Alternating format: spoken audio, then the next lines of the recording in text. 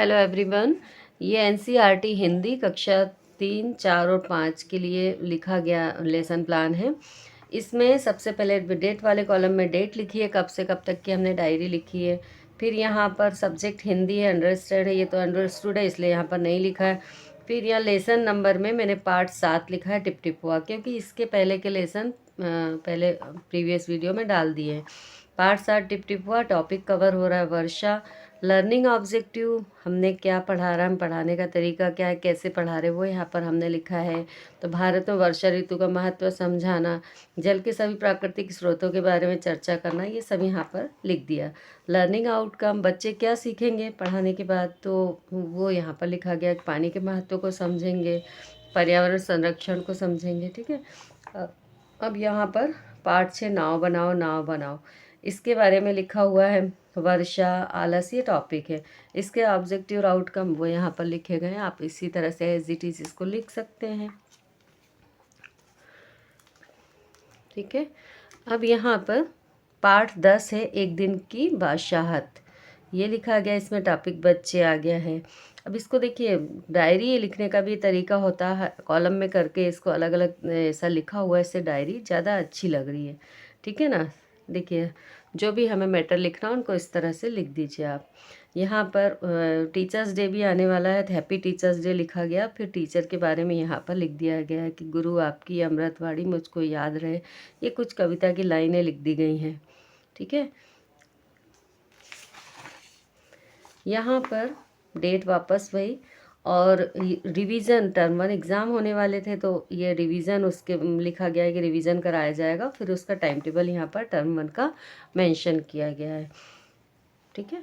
अब आ रहा है क्लास 3 का पार्ट 7 टिप टिप हुआ, जो हमने पहले भी पढ़ा था, उसी को रिवाइज कराया है, तो इसलिए उसके बारे में लिख दिया गया है। यहाँ पर एक क्लास 4 का पार्ट 6 है, ये आ रहा है नाव बनाओ नाव बनाओ।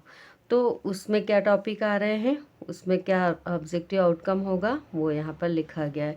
क्लास 5 का पार्ट 10 है, एक दिन की बादशाहत। ठीक है। तो इसमें ये लिखे गए हैं, देखिए आप, टॉपिक और ऑब्जेक्टिव एंड आउटकम। यहाँ पर क्लास 3 के लिए पार्ट 8 है, बंदर बाट। बंदर बाट, इसमें टॉपिक लिख दिया है सही निर्णय। अब इसमें लर्निंग ऑब्जेक्टिव क्या होगा वो लिखा गया है। आप एज इट इज़ लिख सकते हैं, बहुत इजी हो जाएगा आपके लिए टीचर्स डायरी लिखना। ये लर्निंग आउटकम आ रहा है इतना, ये आप लिख सकते हैं। क्लास 4 का पार्ट 7 दान का हिसाब। अब इसमें टॉपिक आ रहा है दान। ठीक है। अब इसमें लर्निंग ऑब्जेक्टिव की सुनने की योग्यता का विकास करना, शुद्ध उच्चारण की क्षमता का विकास करना, ये सब हमने ऑब्जेक्टिव में लिखा है। और इसका आउटकम क्या होगा, तो वो यहाँ लिखा हुआ है कि बच्चे स्वयं की कमियों को स्वीकार करना सीखेंगे, उन्हें दूर करने का प्रयास करेंगे, अपने कर्तव्यों के प्रति जागरूक होंगे। इस तरह से हम लिख सकते हैं। 5th क्लास का पार्ट 11 है, चावल की रोटियाँ। ठीक है। अब इसमें क्या लिखा है, एक झूठ को छुपाने के लिए 100 झूठ बोलने पड़ते हैं, ये टॉपिक में लिख दिया है। ये सही है ना, इसलिए इसको टॉपिक में लिखा। अब इसमें ऑब्जेक्टिव और आउटकम ये लिखे हुए। यहाँ पर क्लास 5 के लिए पार्ट 13 है, स्वामी की दादी।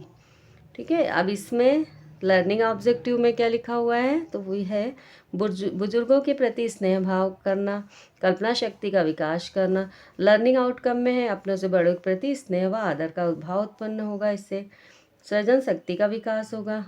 अब यहाँ पर क्लास 3 का लिया है पार्ट 9, कब आऊँ, है ना। तो इसमें और इसका ऑब्जेक्टिव आउटकम लिख दिया है। और यहाँ क्लास 4 का पार्ट 8 है, कौन, तो इसके बारे में यहाँ पर ऑब्जेक्टिव आउटकम लिखा गया है। देखिए, आप इस तरह से एज इट इज़ डायरी को लिख सकते हैं। ओके। आगे के चैप्टर आपको नेक्स्ट वीडियो में मिल जाएंगे, और ये सारे आपको जो वीडियो है ये प्लेलिस्ट में मेरे मिल जाएंगे। अगर आपका कोई सजेशन हो तो वो भी ज़रूर दीजिएगा। मेरा आपको वीडियो अच्छा लग रहा है तो प्लीज़ चैनल को सब्सक्राइब, वीडियो को लाइक ज़रूर करिएगा। Thank you.